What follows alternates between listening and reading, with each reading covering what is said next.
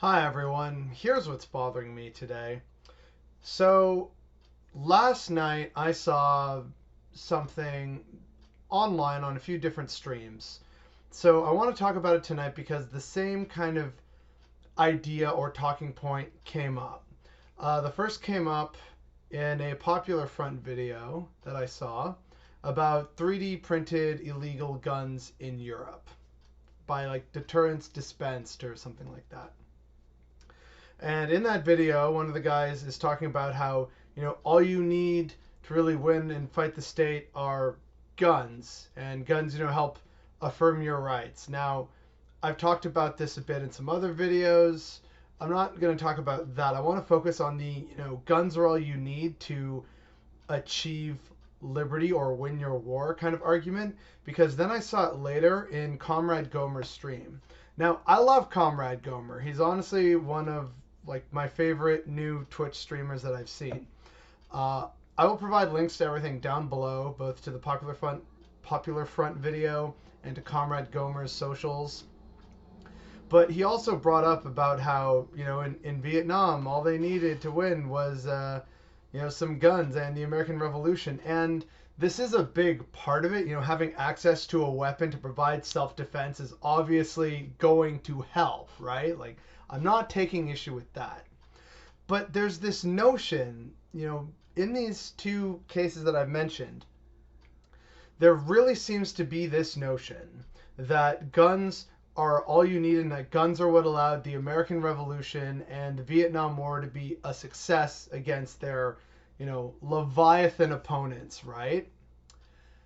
And while guns definitely played a huge part, it kind of ignores the bigger story, though. What good is a gun if you don't have enough to eat and drink? Supply lines are incredibly important. Everyone loves talking about the soldiers and interviewing soldiers and seeing, footage from the front and stuff like that. But no one ever talks about the other unseen army, the literal army of logistics and supply people who make the whole operation happen and function and operate smoothly. Additionally, in the case of the American Revolution, many people seem to forget that they also had massive help from the two other largest empires at the time, the French and Spanish Empire. So while America was free to rebel in the 13 colonies, the French were giving the British fleets hell, and the Spanish were also being a thorn in their side, both in Europe and in North America and Central America and the Caribbean. So that notion of, just a bunch of American patriots with guns won liberty, that was definitely a part of it. But I think the French fleet showing up at Yorktown also had a really big impact. Just saying. And then in the case of Vietnam, what often goes unrecognized about Vietnam is, while again, great, you give the Vietnamese a bunch of AK-47s and their home field advantage, and they will apparently kick anybody's ass.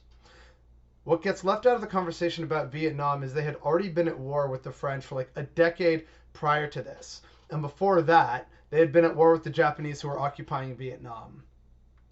Vietnam did not see peace until like 1980. And they had basically been at war in some capacity for like 35 years, give or take. Generations of Vietnamese people were accustomed to fighting. So they kind of knew what they were doing. And again, they also had help. They had Soviet backers. And I believe they even had Chinese backers early on before there was the Sino-Soviet split. And then, of course, they got on China's bad side when they invaded Cambodia and got rid of Pol Pot, and China didn't like that, so then China invaded Vietnam. But I'm getting ahead of myself. The point is, Vietnam still had outside actors, like large superpowers, who were sending them money and, crucially, supplies, be it weapons, ammo, food.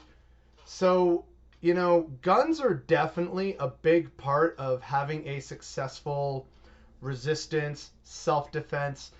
That is true. I'm not taking issue with that at all. What I take issue with is this sort of notion that I see and hear every so often, that it's the only thing that's needed, as if there aren't a million other things that go into a sustained resistance movement and a revolution. Everyone talks about, the people in Soviet Russia rising up and taking up arms.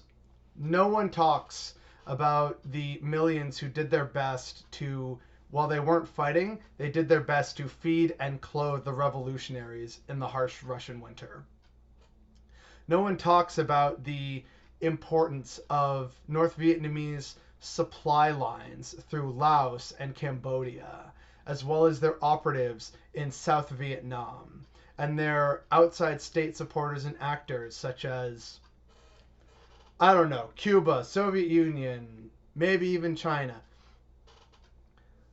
There is more to a successful revolution and self-defense movement than just guns and ammo. You need to know where you get your ammo from, secure those supply lines, and make sure everyone involved is safe, fed, happy, and hungry. Because if those aren't met, that creates a lot of problems. Your people are sick, they are weak, and if they're sick and weak, they can't effectively fight. If you have no access to water, that's kind of a problem, considering humans need water, otherwise we die after like 72 hours.